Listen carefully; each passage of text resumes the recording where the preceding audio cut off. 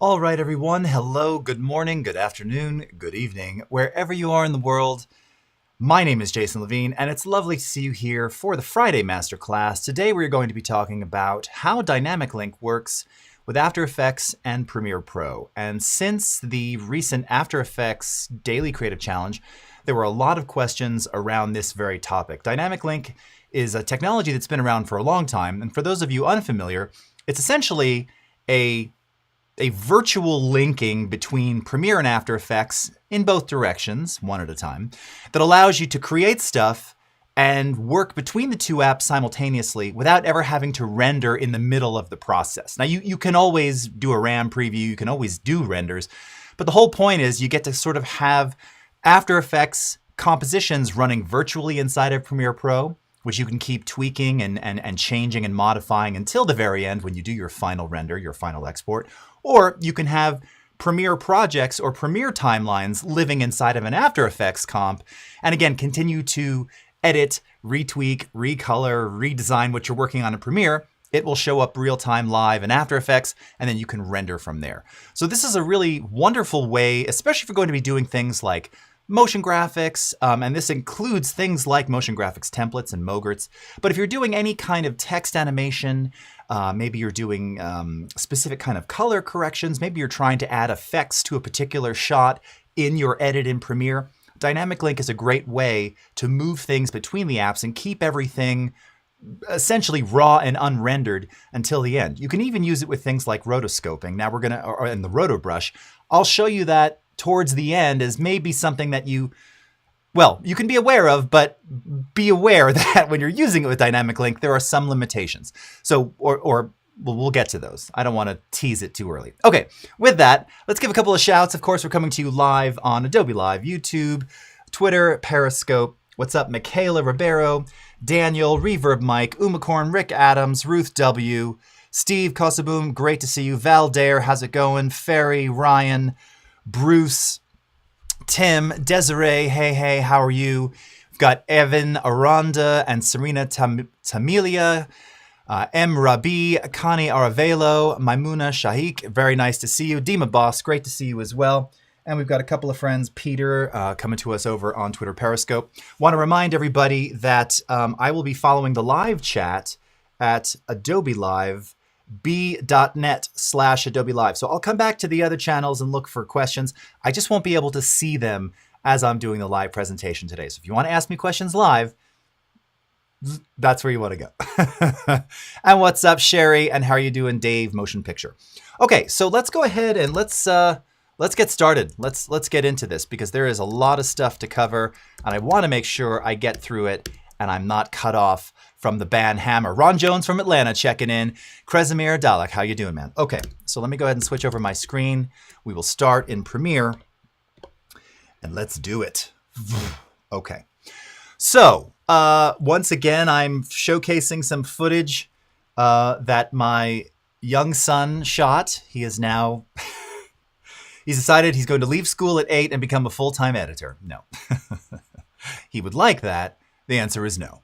But he's been shooting a bunch of different videos. His latest is now, he's very into horror films, classic 80s horror films, and like monster movies. And we recently did a father-son Predator screening. So he saw the original Predator with Arnold Schwarzenegger and Carl Weathers, and it was so great.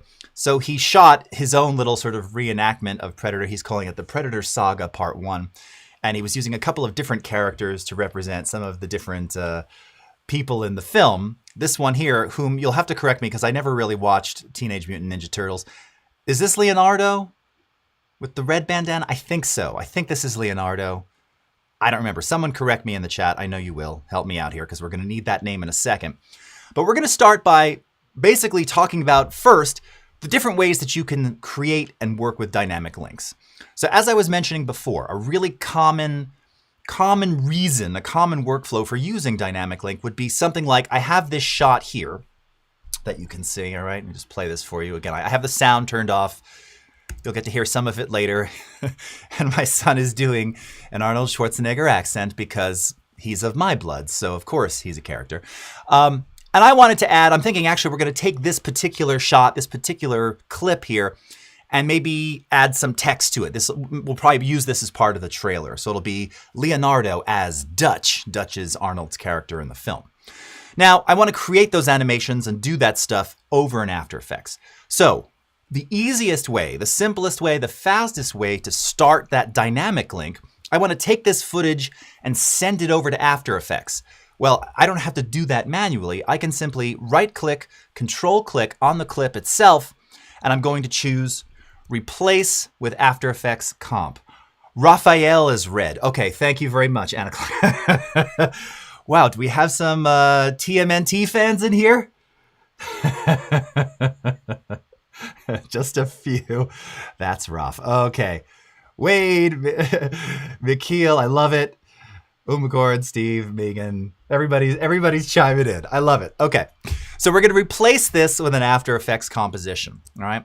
So when I do that, it's going to open up After Effects. It's going to ask you to give it a name. So we'll call this, since now I know, ROF text intro. .aep. So it's essentially creating an After Effects project for us, okay? Go ahead and click Save. Tell it, of course, where you want it to go. I've got it in the correct folder here. And it brings over the footage. Now, just something to keep in mind. Any effects that you've brought over, that you've used in Premiere, and assuming those effects, and if they're native effects, things like Lumetri Color, or maybe some third-party effects for which there are both installers for After Effects and Premiere, those will carry over in the dynamic link. Now, there may be some instances where a particular effect or a transition or something isn't natively in After Effects, so you may not see that. In this case, I just have some Lumetri Color on there. So just real quickly to show you, now I'm here down in my little, in my comp. If I go up to the effects controls, you can see that it's applied the Lumetri Color effect with all of the settings that I used. So everything there is the same. I don't have to go back and show you. You'll just have to take my word for it here. So everything from all the basic corrections, I think I did some changes on some of the curves in here. Yeah, a couple of things here to hue versus sat, and I think I did a couple with hue versus luma.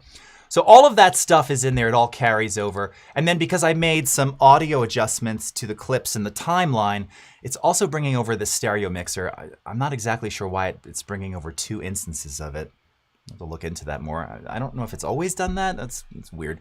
In any case, this is the clip as we had it in Premiere Pro, okay? So now I just want to simply do some kind of a text animation, just as we were discussing. So this whole thing is, 5 seconds long. So I'm going to start at the beginning here. I'm going to grab my text tool, and let's click in here, and we're going to start with ROF as Dutch, okay? Scale this up. All right, like that. I picked the color. I was testing this out before. I did the color picker here based on his colors. We want a little bit more subtle, not quite as red. Or do we like it more red? This is, if you've watched me, this is where I stress out completely because I'm just terrible with these choices. All right, well, I'm choosing this color red. All right, let's get it kind of into position right about here. And then I want to add just a very simple animate in kind of preset. So I've got this bullet train. Again, if you were watching the daily creative challenges, I showcased some of these text animation presets. Go ahead and hit the play bar here. Quick preview. And there we go, okay? So I've now done this work in After Effects, okay? Real simple, real easy. It previews real quickly because it's just a text animation, okay? When I click back over to Premiere now, because we've established this dynamic link, so an After Effects comp that's living inside of the Premiere timeline, when I click back over to Premiere, let me zoom in to the, why is this? I didn't mean for that to get bigger. When I zoom in to the timeline down here, what you'll see is that this is showing me it's a linked comp RAF text intro.aep. So the important thing to realize here is this is not a render. This is not a clip. This is the After Effects project living as a clip dynamically linked in the timeline. Okay? So that means that it's fully editable at any time. And because I previewed this in After Effects, it will also preview in real time in Premiere, just as you see here, okay? Now, something real simple. I'm looking at that. I think the color is fine. Maybe, maybe we want to resize it, or we want to reposition the text. Maybe we want to stick it up at the top, all right? Again, not a huge major change here, but these are the kind of things you might ultimately want to do. Let's just reposition. So because it's not rendered here, let's go ahead and stick that text up at the top here. This is probably where I would use some guides. All right, quick little preview again. Okay, and then maybe we'll actually have it fade off as well. So I'm going to hit T for opacity, set a keyframe here, and then move ahead and have it kind of fade out. So bullet trains on, fades out. Bullet trains on, fades out. Okay, click back over to Premiere. Mind you, I didn't Command S. I haven't even saved anything yet. Go back over to Premiere. The text automatically moves, and because I'd previewed it in After Effects, it previews in real time in Premiere Pro as well. Now that is the key. Now, something to keep in mind, this is just for all of my fellow nerds out there who like this kind of knowledge. So we actually have the After Effects playback engine in Premiere Pro. This is what, if you've ever opened like your activity console or activity monitor or the console in Windows, you see this AE headless thing running. We can effectively play back and cache frames from things like MOGRTs, motion graphics templates that were built in After Effects, in Premiere without even After Effects running. But you have to like scrub through it to cache those frames. So this is what gives us the real-time nature of it all, right? Now this on the surface, this seems awesome. Like, why wouldn't I always dynamic link? Well, for things like this, absolutely. It makes total sense. Now, while I've got you here, we can also establish dynamic links from the File menu. So here's where that same replace with After Effects comp is in the File Dynamic Link menu. You can also start a brand new comp, but again, establish that dynamic link connection, or you can import After Effects comps directly, all right? So as with all Adobe things, lots of ways to do it, okay? You can also, and I'll get to this in a second, drag and drop comps and timeline sequences between the two apps. Now, something else to keep in mind. This dynamic link, even though we sent it to After Effects, the After Effects part is linked into Premiere, right? So it's modified in After Effects. Those modifications show up in Premiere. You can only use dynamic link one direction at a time.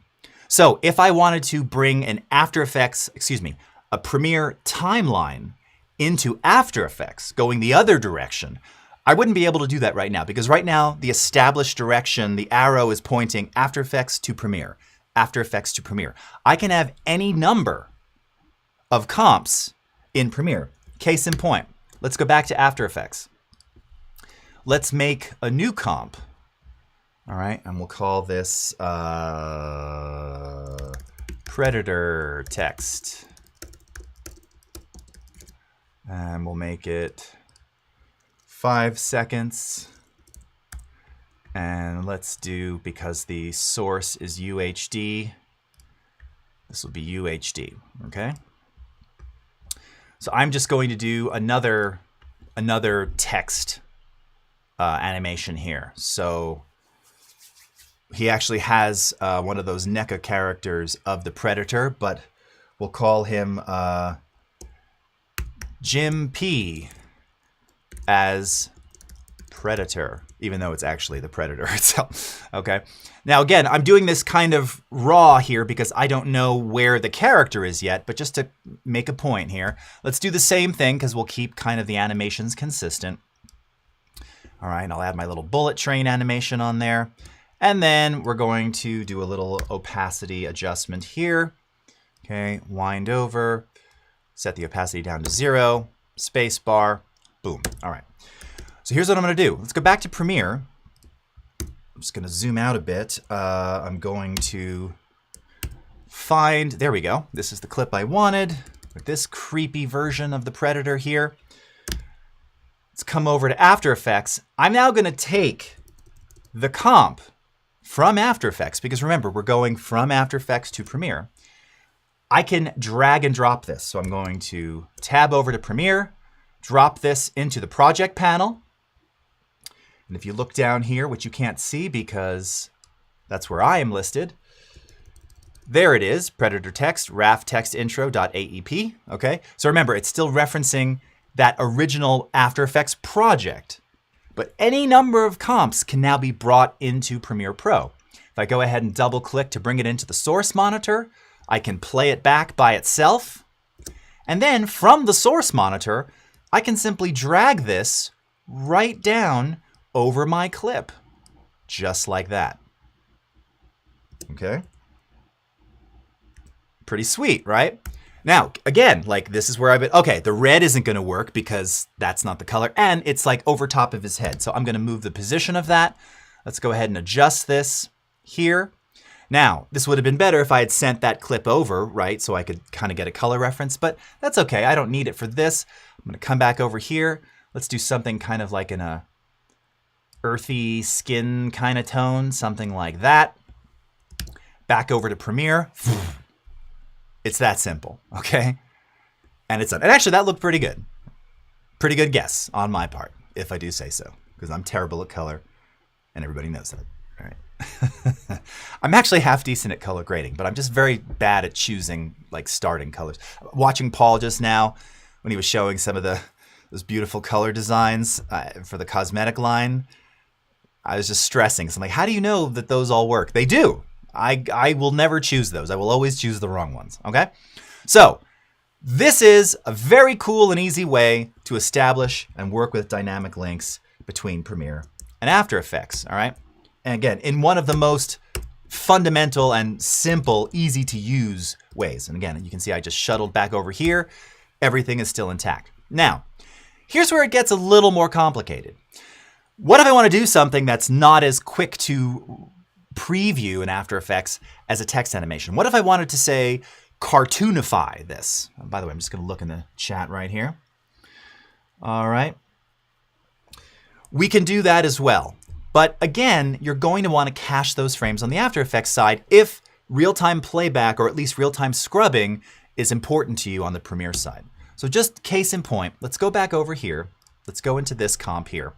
And on the video layer, right, so on the layer that we sent over from Premiere, I'm gonna go back over to Effects and I'm gonna type in Cartoon. Now, I seldom use this feature. It's been out for years. It's not one of my favorites, but it can create some cool kind of effects. And in talking with my young aspiring filmmaker, he was like, Dad, could we do an intro that kind of has like a cartoon look, even though all of this is, you know, NECA characters and figurines and stuff? And I said, oh yeah, totally, we can do that. So what I'm doing here is I'm now adjusting some of the various settings of this cartoonify effect. Again, if I were going to do this for real, I would probably roto the character, get rid of that background, you know, just dress it up a little so it's a little bit nicer. Also so that the cartooned graphic of Roth looks a little bit better, but that's fine. Now here's the thing with cartoon. It's a 32-bit effect, very powerful, but you can see as I'm scrubbing the timeline here, like it takes a minute. So I'm actually gonna hit the space bar and I'm gonna let this preview just a couple of frames here. I'm not gonna preview the whole thing because I don't wanna waste a lot of time. But the reason I'm doing this, I would do this in After Effects anyway, is so that I can see what that looks like in real time, okay? So, because if I just go over to Premiere without doing this, I'll see that still frame. And I'll be able to scrub through it, but I'm not gonna see any movement because the frames haven't been cached yet. So you can cache them on the Premiere side, you can preview, cache them on the After Effects side. If you don't, and by the way, I'm doing this, that's me dragging the playhead, sorry. People are like, what is he doing? If you don't cache the frames, you're not going to see it in real time.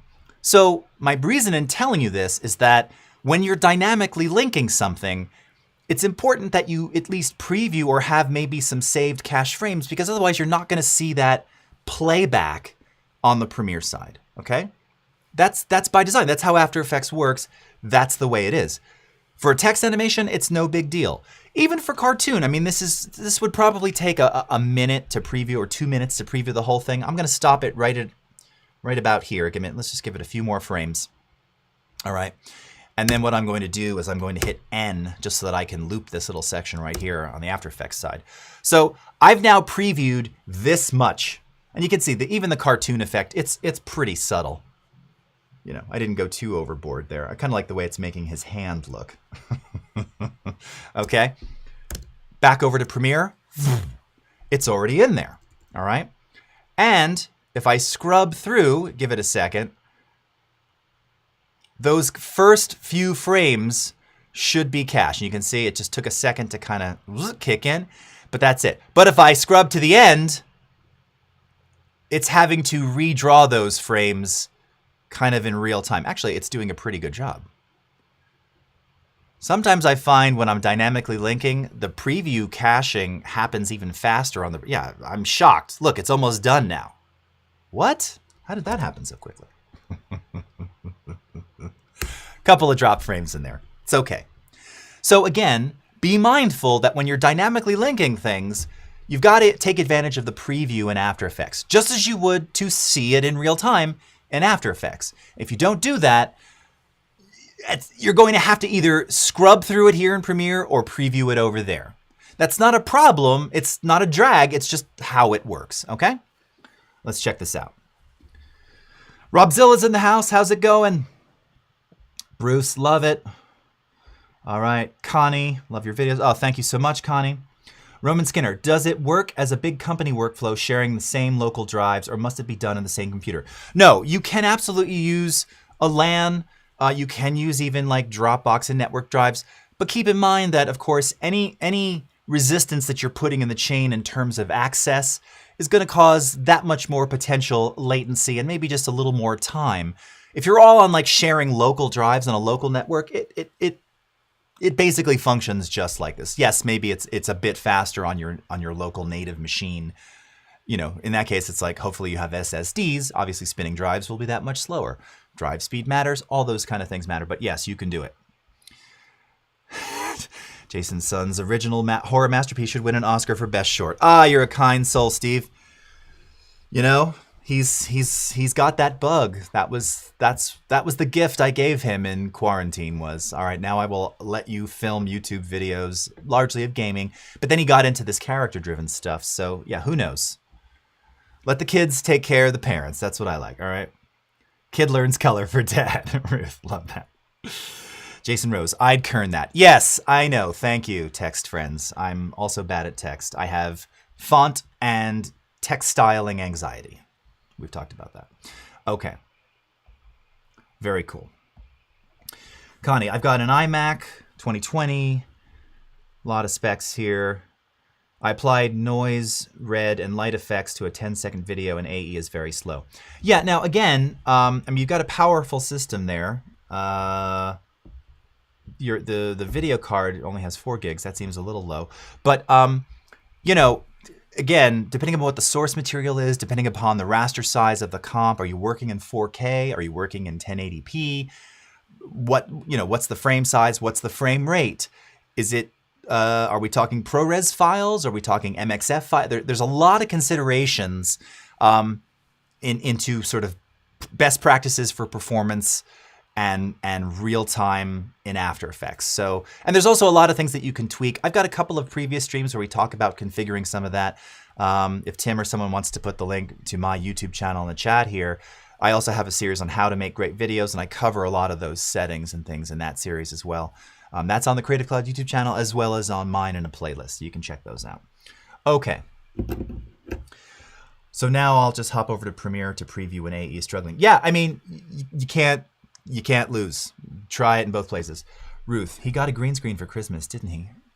Did I say that? How do you know that? He did. I mean, I guess you're kind of figuring that out. But yes, he did get a green screen for Christmas. That is funny. Okay. All right. Moving on. Yes. All right. So now we're going to go the other way. So Premiere to After Effects. Here's our little familiar clip here. So this was, he started to edit a little he wanted like a little sort of, again, trailer style showcase of some of the characters and action. So let me play a couple seconds of this.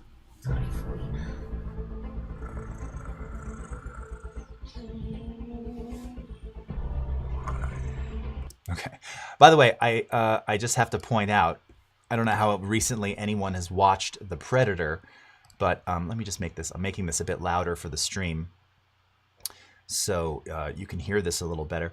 But he loves to do, you know, weird voices and sound effects, and this is not like, I'm not showing pictures of my kid. It's not that kind of thing. But he's very accurate when he tries to do like certain sounds and things, and I thought it was did a really nice job with The Predator.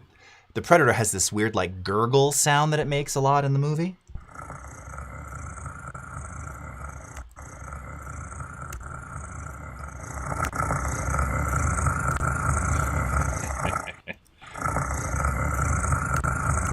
He also tends to audibly narrate as he's making, you know, different types of mechanical transportational vehicle sounds.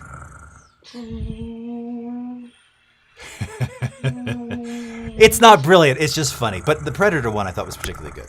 All right. That's all. Anyway, let's say that we're going to completely finish, stylize, add visual effects. The edit is the edit. We're not changing that. It's got the music. It's what we want. But we're going to do the finishing over on the After Effects side. So I effectively want to take the whole sequence, and now we're going to dynamic link the other way. All right, now to do that, first, I need to close out of this other one here. So we're going to close this. I'm not going to save this. Well, I guess I could technically save it, but let's close this project. All right, that is now closed. Okay.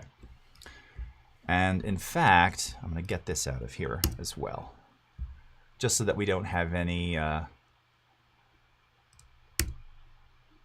conflicts. Okay.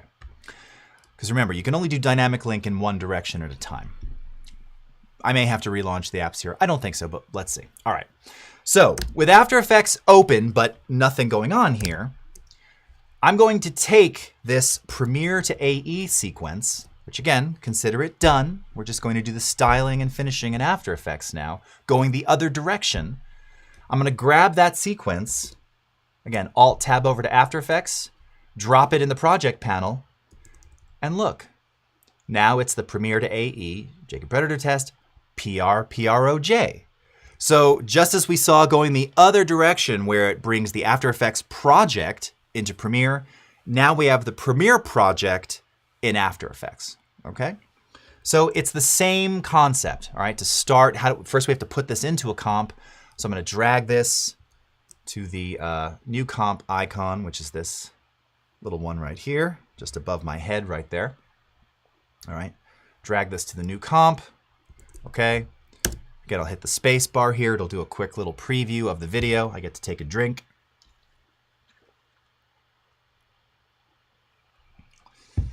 Bruce, I'd love to see this when it's done. Wade too. Yeah, I mean, this was a long one. This was like 10 minutes.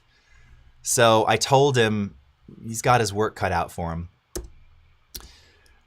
Just because it's long. The other ones that we did a Sonic one over the summer, and it was only about 2.5 minutes, I think. Okay. Okay, so we've now got this in the timeline, all right? Now, one of the main differences, and you have to think about this a little bit differently. Remember now, whereas before, remember when we linked, we replaced the element in the timeline with an After Effects composition. So the After Effects was being fed into Premiere. What that meant was that the Premiere content, we had access to all the effects and everything on the After Effects side. When you bring the Premiere sequence into After Effects, you're not going to see that. And there's no way to separate anything here, right? Because it's all still live in Premiere. Now that's what's significant, because what that means is that I can change the edit, but if I do any like global color corrections or effects or titling or whatever, it all still lives here in After Effects, right? So it's the same concept, but just in reverse order. So let's say like as I'm going through this, I'm thinking, you know what? I like this shot. I like the color of this shot. This is just a placeholder. But this first one here it was a little dark, all right? So let's go back over to Premiere, go into Lumetri. I'm just gonna adjust, I'm just gonna kind of overdo it for the purposes of getting the demo here. All right, let's drop our highlights a little. And maybe we'll even stick a LUT on there. Faded film. And let's see. What could be kind of cool? Maybe blue steel? Yeah, that's kind of neat. And maybe we'll add a little bit of a vignette on here as well. All right. So again, I've now changed a part of the edit on the Premiere side. Over to After Effects. It now updates, right? What if I decide, you know something? I want to start with, I need a different clip altogether. So let's see, what is this? Not much happening in this one. Oh, there's Big Hero 6.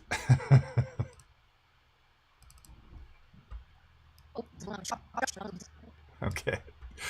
All right, I'm going to take this clip and let's stick this one at the end. We'll remove our placeholder, all right?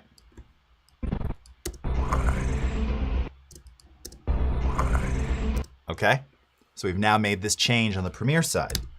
Back over to After Effects. Okay, now remember, I'd have to technically preview this in After Effects to see it in real time, but as I scrub to the end now, there's the clip that we just added, okay? So we don't have to go through this a million times. You get the idea. It's the same concept though. Now, anything that we do on the Premiere side is automatically updated on the After Effects side. The nice thing with going this direction is that Premiere is already in real time. You're going to have to preview in After Effects to see the work that you're doing and what you're doing. So again, you actually don't lose any real-time-ness going this direction because you'd have to preview it here in any case. So it's actually quite smooth to make changes and do, tweaks and other things on the Premiere side and then have them update, super quickly on the After Effects side. We could come into something like this even, and maybe we just, I don't ever use sharpen, but maybe we'll sharpen this up and pump up the vibrance. Again, maybe we'll add a little bit of a vignette on here. Maybe this one deserves a nice, oh, I never use Cinespace, but that is kind of neat. Looks kind of, again, just kind of changes the character a little. Oh, I like that too. Actually like that even better. There's the before, there's the after, just kind of subtle. Maybe increase the black level a little bit here. You can see our colors are getting just a bit out of gamut there. But when we go back over to here and scrub forward, now those color changes have been applied, okay? So dynamic link, both directions, super cool, super easy. One direction at a time though, right? Now you might ask, so what are the sort of limitations when you're doing it on the Premiere side? Well, remember, Premiere too, as you start adding effects and things can start to slow down. So that's where on the Premiere side, if you're starting to see that, you can always, render your work area, which I do a lot. If in your sequence settings, you are saving or creating video preview files, don't ever create them in iframe, by the way. GoPro Cineform or QuickTime, and not animation either. Let's do 422 LT. If you've got preview files being generated, once you generate them here, things will very, very quickly go into real-time playback on the After Effects side. So again, nothing really changes the way you'd be using Premiere anyway. As you start stacking things, adding effects, lots of different stuff, you might have to do a quick preview. Also be sure that you're taking advantage of GPU acceleration, right? We go into our project settings.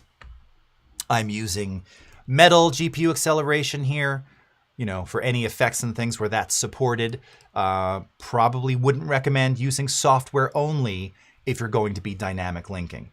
Things will absolutely, without a doubt, especially if you're using any kind of effects on the Premiere side, it's going to be a lot slower to getting playback and things smooth. And actually, that applies really almost both directions, but wherever possible, use GPU acceleration. If you have to use software only, okay, but just be mindful that depending upon the direction you're going, it might be a little bit slower to respond if you're not taking advantage of the acceleration on the GPU. All right. Uh-huh. That gold dude is cool. He is the Predator. Oh yeah. We have both too. This is the NECA version. This is the original Predator, and then we have from 86 or 87. And then he's got the other new one from like 2008 or something, which is very space agey. But this original one is super creepy. Okay. All right. Let's talk about some of the other considerations with dynamic linking. And this is something that comes up a lot because Premiere Pro works, I'll go full screen here for a second. Premiere Pro works natively in 32-bit float, okay? So what that means is in terms of your bit depth, easiest way to describe this is it's basically like the difference between RAW and JPEG in Lightroom, right? When you're working with RAW, you simply have more flexibility, more detail, more data, better looking images. Premiere works natively in this higher bit depth range, okay? So regardless of what you throw in the timeline, like this footage was all iPhone, it was all iPhone 12. It's still 8-bit footage, okay? So it's coming in at 8-bit, but when it's in the timeline, it's working in this 32-bit container. So you have all this, you already have this, you can't recreate stuff that was lost at the sensor in the camera, but you have the latitude to grade and process without doing any further degradation, and your output is taking advantage of all of that. So if you're doing fade up from black or you have vignettes, you're not going to see banding and artifacting because we're always working in 32-bit. Now, there's a caveat there. If you combine older 8-bit effects with 32-bit effects, then you are effectively kind of working in an 8-bit space. There you may encounter some banding. Real quick, how do you know if your effects in Premiere are 8-bit or 32-bit? This right here. So if you simply click on 32-bit color here, this is now going to show you all of the effects in Premiere Pro that are 32-bit. And you'll also see, like, this is showing you these are GPU accelerated effects, okay? So why am I telling you this? Over in After Effects, by default, let me switch over. Oh, and you didn't see any of that because I wasn't on the screen. By default, After Effects is working in 8-bit, okay? So what would happen is if I, again, added some fade up from black, or if I did maybe some fade to black, or I have something where there's just a lot of gradients, okay? And I'm dynamically linking into Premiere Pro. The After Effects comp is working in 8-bit, but Premiere Pro is in 32-bit. So what did I just tell you? Well, if you're if you're mixing 8-bit effects, and let me show you that again because I screwed up. Sorry, I hadn't switched over my screen. This is the 32-bit button here in the effects controls, and anywhere you see that 32-bit icon, that's telling you it's a 32-bit effect, okay? If you're mixing an 8-bit After Effects comp with 32-bit content in Premiere Pro, you may very well end up with banding. And this graphic put together by my colleague Max kind of showcases that. I'm going to see if I can pull this up so you can see. I don't want to zoom in too much, but if you look at the 8-bit side, this is showcasing exactly what I'm discussing. If you've got an 8-bit comp dynamically linked in Premiere, and you had something like this linear gradient here, on export, you're going to get those banding lines. That's going to happen. How do you prevent that from happening? 16-bit or 32. Generally, you don't need to go to 32-bit in After Effects. There are some cases where you might, especially for visual effects and things. For pretty much everything else, if you're in 16-bit, you're good to go, okay? And there's a fundamental difference. And now you're not going to have that banding anymore. You're not going to have those kind of harsh visual artifacts. So how do you fix that problem? Very simple. So back over in After Effects here, you can do this in a number of ways. If you simply click on where it says 8BPC, 8 bits per channel, this takes you into the project settings, okay? Where you can simply say 16 bits per channel, click OK, and now you are worry-free. Now it's going to remove any previews that you would have to re-preview. Also, it takes a little bit longer particularly on some older machines, to preview in 16-bit. We're dealing with more data, right? Higher bit depth, more data. It's going to take a little bit longer to get the preview finished. But again, what you see here will be reflective of what you're seeing in Premiere, will essentially look the same on export in Premiere Pro, okay? So really important. Also, by the way, is it Option? Yeah, if you hold down, you know I'm terrible with keyboard shortcuts, but if you hold down the Alt or Option key, you can also just cycle through the different bit depths here. So this one is probably the most commonly encountered issue that I get when people are using Dynamic Link, because they're like, why? Everything's working, but all my stuff I've got, you know, I'm fading up or fading to black, and I just see this horrible banding. What am I doing wrong? It's that one setting, that one little thing. All right? Very cool. Okay. All right, very good. Okay. All right, and lastly, so again, now this sort of goes back to, you know, the concept of when would you maybe not want to use a dynamic link from After Effects into Premiere. You can do whatever you want. We're just talking about, you know, what kind of performance expectation are you going to have? All right, let me get rid of, oh, I didn't set it, it's fine. I don't have to do anything here. Let's go back to this timeline here. Let me find the bit I wanted to roto. Let's see this little one right here. Okay. This one looks like it'll be fairly simple. Okay. So here's a case where in this clip, he's moving all over the place. So he's like in his bedroom and he's 8. So he didn't make his bed like he was supposed to. I should have said no filming for you based on that, but all right, there you go. Anyway, I want to rotoscope this because I'm going to replace the background. So of course I'm going to do that in After Effects. So I'm pretty inclined, this is a short clip, to say replace with After Effects Comp. So again, establishing that dynamic link. And we'll call this Predator Roto. Now again, I could have just sent this over to that existing project because I started fresh. That's why it's coming over fresh, all right? Automatically makes the comp for us. Anybody who watched our daily creative challenge, you got to see me use the Roto Brush. All right, frame mismatch, what?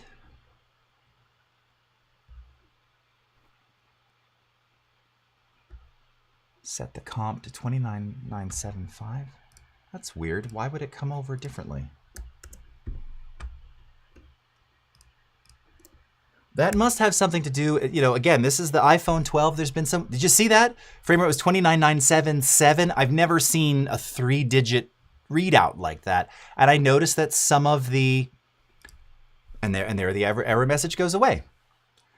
I've not seen that before. It's so strange. Okay. Roto Brush. Oh, it already rotoed. Hold on. I gotta let me undo all that because, thank you. Let's go back in here. Let's change this again. 975. Okay. All right, double click on this. Roto Brush. All right, and let's add this character. Okay, zoom up a little bit.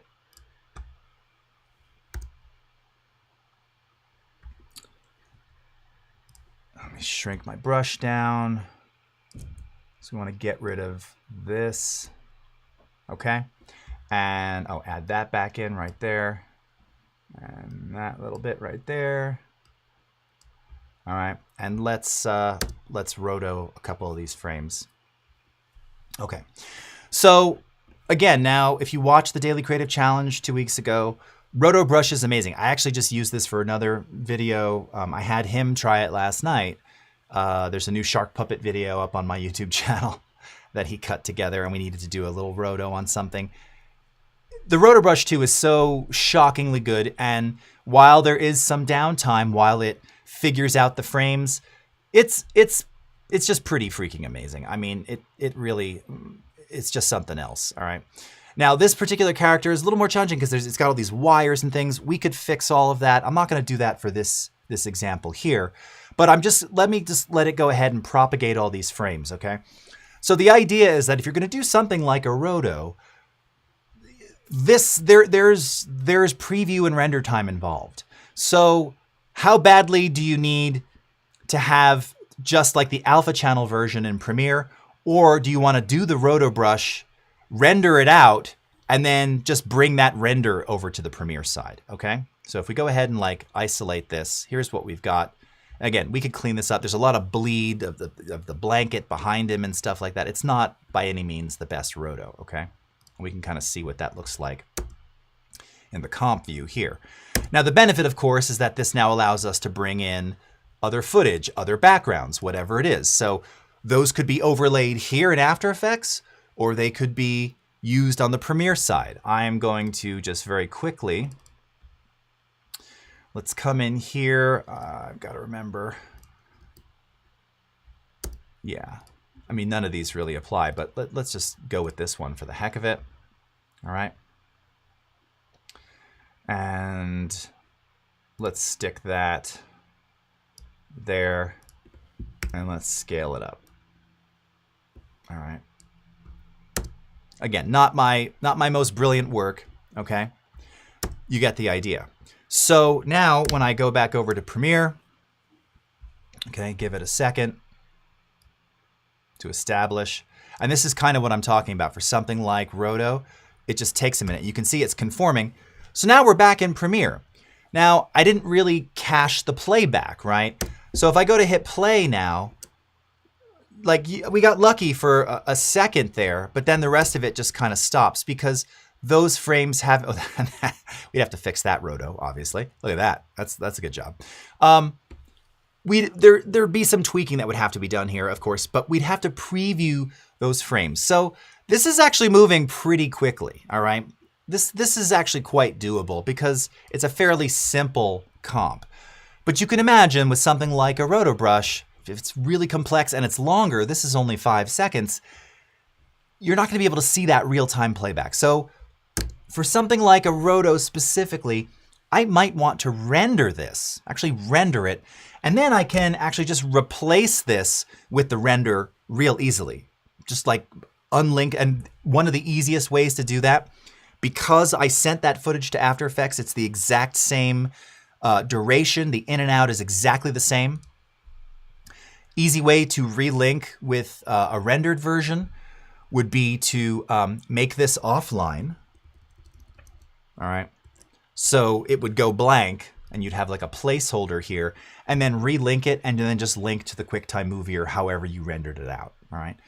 That's a really common workflow. So again, it's not discouraging you from using dynamic link for Roto Brush, but it's just one of those things. Be mindful. You know, if you're using particle systems, right? Particle systems, if they're complex, require previewing in After Effects, and they often require rendering. So you're not going to see it in real time. You know, in the context of your film here, you're watching all this stuff in real time. You're scrubbing through, as I always do, and then you get to this scene, and it stops. Yeah, because the frames aren't cached. Okay. So again, it's not a problem. It's just something to be aware of. And this is something which I think trips up a lot of people because they'll start doing very complex things on the After Effects side, right? And by the way, you can see it's repropagating some frames here. They're doing everything on the After Effects side, but when they go back to Premiere, they're not understanding why it's not real time. Well, because if you didn't see it in real time in After Effects via preview or render, you're not going to see it in real time on the Premiere side. All right. Okay. Ferry, how to use Roto Brush and other masking tools at the same time? Well, they're not necessarily mutually exclusive. Now, something that we didn't get into, and I don't have time to do this now, but obviously you have lots of different settings here in the Roto Brush. The Roto Brush is really meant to be its own isolated, how can I, as a tool, you're sort of using it siloed. Now, something that augments a Roto Brush, a Roto Brushed object would be something like the Refine Edge tool. So this, again, used in conjunction, is what allows you to really, again, just like in Photoshop, right? I'm talking about masking, refine the edges, all right? It's going to, and I will typically do this like in an alpha channel like this. So really just refine edges and, oh, I erased that by accident, but you can eliminate a lot of the problematic areas using Refine Edge. There's also an effect in here which you can use in conjunction with called Refine Soft Matte. And this is another one which is very, very useful after a roto to really, again, just remove some of the harshness and create a more natural, extrapolated object or separated object, okay? But then once it's rotoed, once it's done and you're back in the comp panel, now you can mask regularly. So if I wanted to mask an element of this, let me zoom out here actually. All right. If I wanted to mask something here, I actually just want, I just want to see this. Right. Now it's going to repropagate, but I can create a mask over top of that. So the Roto Brush is still doing its thing. I just now have a mask on top of that. And now I have all the properties of the mask that I can do other things to here in the comp as well. That's a terrible example, but just to illustrate your point, they can coexist. They are not mutually exclusive. But the pen tool doesn't affect your Roto Brush. You're using the brush to create those strokes and to eliminate those strokes, okay? All right. Umacorn, what a time saver, this new Roto Brush. It really is. It's quite awesome. And like I said, here, I can even show you the, I think I can just open it up here. Let me close this project. And I want to point out, again, now this was not without a little of my assistance. I showed him kind of what to do. But he did it, essentially. Oh, and now it's having to repropagate. I didn't, that's my bad. All right, let's see how it's gonna look. Oh, it's having to cache all those frames now. All right, we'll see if it's gonna pull up. It's gonna take a second. Okay, let me go to my cam view. I can switch back to this, go into questions. All right. This is such a great stream. Well, thank you so much, Steve. I appreciate that. A lot of questions about dynamic links, so hopefully this made it much clearer for everybody. Rick Adams, I don't always make my bed. Reverb Mike, unmade bed, better production value. I couldn't agree more. All right. And yes, Wade points this out. Some effects are still only 8-bit in After Effects. We don't have the bit depth. You don't have a way to separate out, like in Premiere, how you can see only 32-bit effects and such. We do have the ability here to show GPU-capable effects only, and for which there are quite a lot now. All right.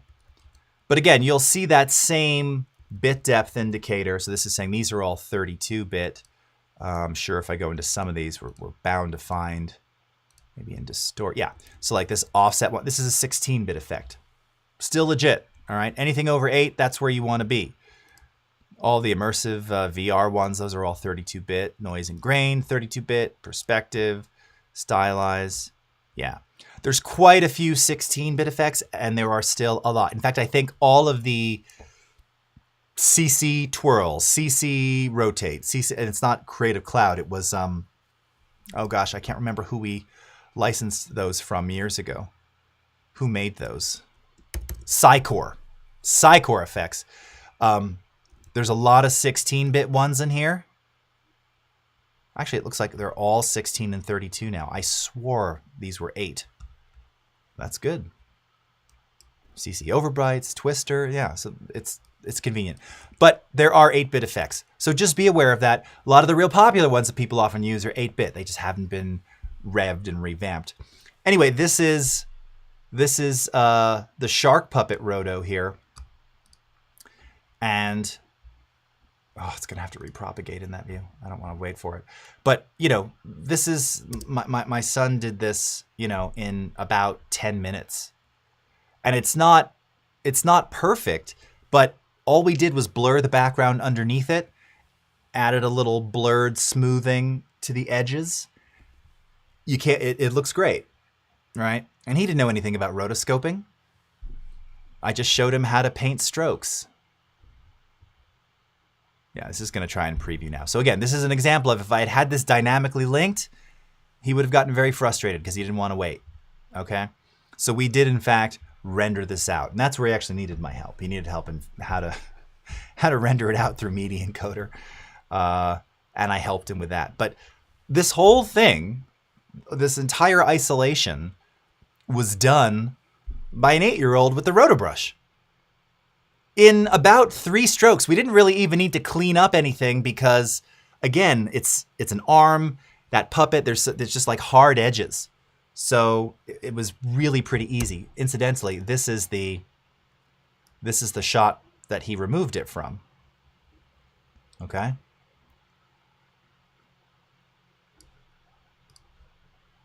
I mean, it's pretty awesome, right? And super easy. But friends, that is all the time I have. Thank you so much. Catch the replay. More on Adobe Live. Take care. We'll see you next time. Bye-bye.